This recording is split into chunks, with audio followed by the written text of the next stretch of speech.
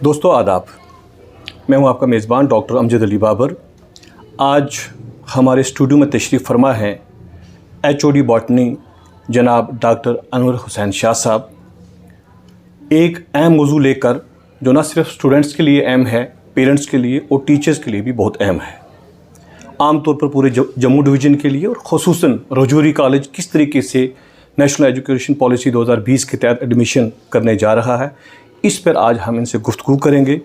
क्या गुत्थियाँ हैं जो अभी तक तलबा के जहनों में हैं, टीचर्स के जहनों में हैं, और ख़ास तौर पर पेरेंट्स उलझे हुए हैं कि किस तरीके से बच्चों को एडमिशन दी जाए और क्या क्या सब्जेक्ट लिए जाएँ और क्या ना लिए जाएँ। तो हम इसी हवाले से डॉक्टर अनवर शाह साहब का वेलकम करते हैं। Welcome sir. Thank you doctor Babar साहब, आपका बहुत बहुत शुक्रिया। आप आए और आपने इस प्रोग्राम के साथ जो हमारे बच्चों के लिए बड़ा ही इम्पोर्टेंट इशू है आज की डेट में जी चेक लेके आगे जा सकता है। इंटरडिसिप्लिनरी के बच्चे के पास चांस है कि वो शिफ्ट कर सकता है, मतलब एक स्ट्रीम से दूसरी स्ट्रीम में वो शिफ्ट कर सकता है। और एक सब्जेक्ट अगर साइंस भी रखा है उसने तो वो सब्जेक्ट साथ में आर्ट्स का भी लेके चल सकता है। इस पर हम मज़ीद बात करते हैं। पहले बच्चे पढ़ते थे सर, सिर्फ 5 सब्जेक्ट लिया करते थे BA पार्ट 1 में जी। तो अब क्या रहेगा इस पे? अब बच्चे पहले फर्स्ट जो पहले हम एजुकेशन दिया करते थे उसमें 5 सब्जेक्ट होते थे और उसके क्रेडिट भी कम थे। 12 क्रेडिट लेके वो चलता था बच्चा, जो सेमेस्टर सिस्टम में था। आज की डेट में बच्चे के पास 7 सब्जेक्ट आ चुके हैं, 7 सब्जेक्ट और 20 क्रेडिट के टोटल सब्जेक्ट उसको लेके ये पार्ट 1 में जो बच्चा आएगा तो वो 20 क्रेडिट लेके चलेगा, उसके बनेंगे। तो इसमें जो यूनिवर्सिटी की जो गाइडलाइंस आई हैं उसमें वो बता रहे हैं कि मेजर है, माइनर है, इंटरडिसिप्लिनरी है, एबिलिटी एनहांसमेंट है। तो इस पर सब थोड़ा बताएंगे आप। ये बड़ा अच्छा क्वेश्चन किया बाबर साहब आपने।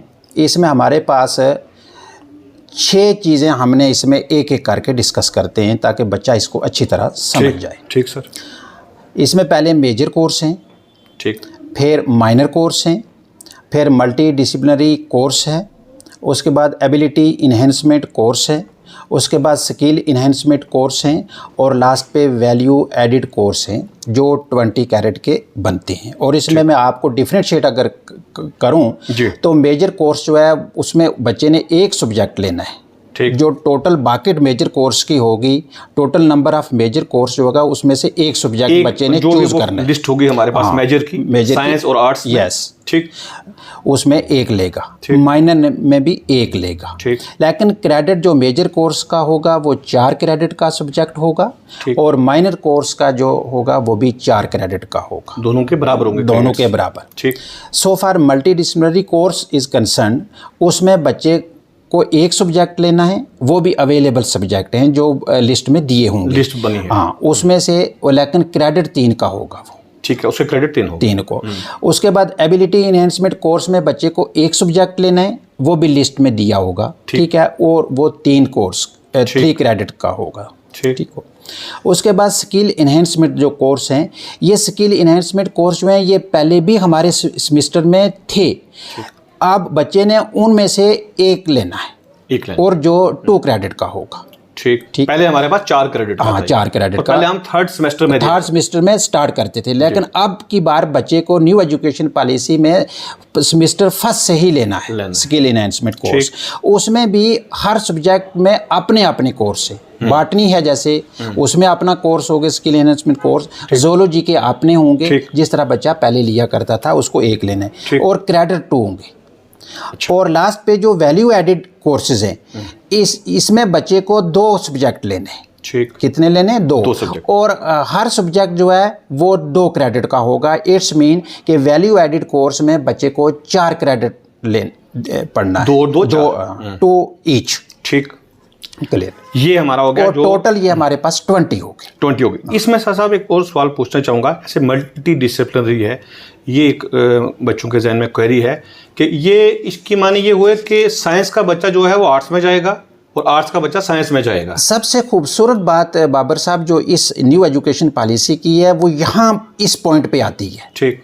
कि इसमें बच्चा जो है अगर साइंस का है वो आर्ट्स के एक सब्जेक्ट को अडाप्ट कर सकता है लैंग्वेजेस में से, और अगर इसका साइंस का है वो आर्ट्स में, और आर्ट्स का है जो वो साइंस में है। ये एक पॉइंट है जिसमें बच्चा इसको इंटरचेंज कर रहा है। यानी कि बच्चा ये नहीं होगा कि साइंस के बच्चे को आर्ट्स बिल्कुल पता नहीं होगी या आर्ट्स के बच्चे को साइंस बिल्कुल not at all in this education policy. ये पॉलिसी एक ऑलराउंड बच्चे की ऑलराउंड डेवलपमेंट के लिए ये बहुत ही बेहतर करती है। और बच्चे थोड़े से इसमें उलझे हैं कि आर्ट्स का बच्चा है तो वो साइंस कैसे पढ़ेगा, तो उस पर साइंस बेसिक लेवल की। और एक चीज़ इसमें मैं और ऐड करूंगा, जो मल्टी डिसिप्लिनरी कोर्स है ये एक क्वालिफाइंग नेचर का है। क्वालिफाइंग नेचर, हाँ। जैसे केएस में होता है, आईएएस में एक क्वालिफाइंग पेपर पहला होता है। अगर बच्चा उसमें अच्छे मार्क्स लेके चला जाता है तो उसके दूसरे सब्जेक्ट जो है वो एवेलुएट होंगे। वही इसमें भी पॉइंट है कि बच्चा जो है ये क्वालिफाइंग नेचर का उन्होंने रखा है ताकि वो हर सब्जेक्ट में अपने आप को ऑलराउंड टाइप का प्रूव कम से कम वो आर्ट्स का है तो साइंस की बेसिक्स उसको पता होनी चाहिए, और ये बहुत अच्छी बात है। एक बात तो सर ये आ गई मल्टी डिसिप्लिनरी की, वो फेरिस में से लेंगे, उनको डर के बगैर ही लेना है। डर के बगैर लेना कि एनीवन। एक बच्चों के जहन में ये सवाल बनना है कि मेजर सब्जेक्ट में तो ये है कि जो मेजर सब्जेक्ट में बच्चे पीजी करेंगे बाद में जाके, लेकिन बच्चों को ये है, किसी बच्चे के जहन में ये है कि मैंने एमएससी बॉटनी करनी है या पॉलिटिकल साइंस में एमए करनी है या इकोनॉमिक्स करनी है, तो मैंने यही रख लूँ अगर मैं पहले इस सेमेस्टर में मेजर में, तो क्या मैं इसको चेंज कर पाऊँगा आगे जाकर? उसमें एक पॉइंट हमेशा हमने ये याद रखने कि ये चीज़ जो है बच्चा थर्ड में जाके चेंज करता है। थर्ड में उसके पास ऑप्शन है चेंज करने का, लेकिन उसमें कंडीशन ये है कि सपोज करते हैं, जैसे हम एक एग्जांपल देते हैं कि एक बच्चा बॉटनी रखता है मेजर और माइनर रखता है जोलॉजी। अब बच्चा जाके चाहता है कि मैं इसमें पीजी ना करूं, मैं जोलॉजी में करूं, तो बच्चा वहां से जंप करके किस ले लेगा, क्या जोलॉजी मेजर और बॉटनी आ जाएगी उसकी माइनर। लेकिन उसमें एक चीज़ है कि उस पार्टिकुलर सब्जेक्ट में इनटेक कैपेसिटी भी होनी चाहिए और सीट भी अवेलेबल होनी चाहिए जब वो थर्ड सेमेस्टर में चेंज करना चाहिए। अदरवाइज उस बच्चे के लिए जो उसने मेजर रखा उसमें उसको पोस्ट ग्रेजुएट करना है, उसी में उसको ऑनर भी करना है, जो वो मेजर फर्स्ट में लेके जा रहा है। लेकिन ऑप्शन उसके पास option is there but at third semester with some conditions. एक सर ये बच्चों को बात क्लियर हुई, ये बहुत अच्छी बात थी। उसमें सर उसके बाद जो एक और बात मैं पूछना चाहूँगा, थोड़ा सा आप फीस स्ट्रक्चर पे आप बता दें तो मजीद हम बात करेंगे कि इसकी फीस स्ट्रक्चर क्या रहेगी। फीस स्ट्रक्चर हमारे पास डिफरेंट स्ट्रीम की डिफरेंट फीस स्ट्रक्चर है, एक जैसी नहीं है, सिमिलर नहीं होगी। जैसे हमारे पास आर्ट्स है, कॉमर्स है और ह्यूमैनिटीज़ जो है, इसमें बच्चे की अलग से फीस है 7,958 रुपीज़। ठीक।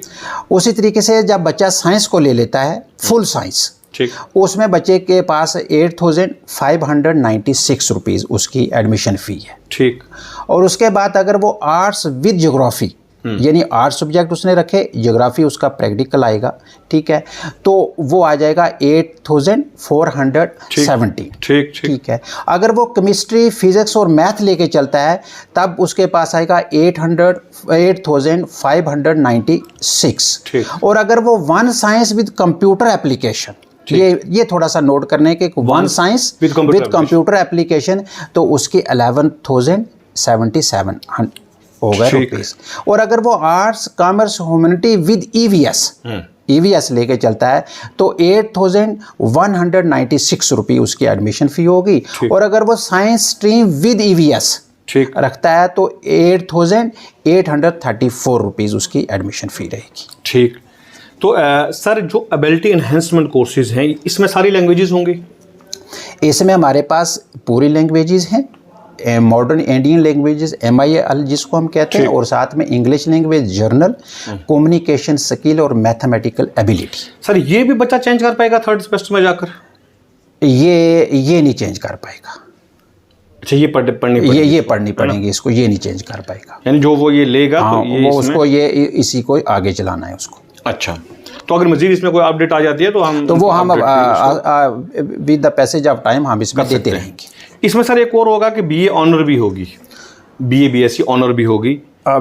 BA BSc ऑनर्स भी है, ऑनर भी होगी। जैसे कुछ गाइडलाइन जो मैंने देखी कि 1 ईयर अगर बच्चा रहेगा तो वो सर्टिफिकेट ले लेगा, और अगर वो 3-4 साल यहाँ कॉलेज में कामयाब गुजारता है तो वो डिग्री लेगा, और फिर ऑनर डिग्री अगर बच्चा करता है तो उसके बाद ऑनर डिग्री जो है वो हमने यहाँ से ऑनर उसको इसी कॉलेज ने देना है जिस कॉलेज में उसको एडमिशन ली होगी उसने पहले, और उसके बाद उसको 4th में अपने आप को यूनिवर्सिटी में रजिस्टर्ड करवाना है ताकि उसको यूनिवर्सिटी डिग्री जो है वो देगी। वो तो फाइनल स्टेप बाय स्टेप बच्चों को पता चलता चलेगा। उसके लिए कुछ परसेंटेज भी यूनिवर्सिटी ने रखी है कि वो इस ग्रेड में आना चाहिए जी, ताकि वो एमएससी कर पाएगा। अभी फ़िलहाल हमें जो फोकस करना है वो सेमेस्टर फर्स्ट पे ज़्यादा फोकस करना है ताकि बच्चे की जो कन्फ्यूज़न सेमेस्टर फर्स्ट से है वो दूर हो जाए। जी जी जी जी।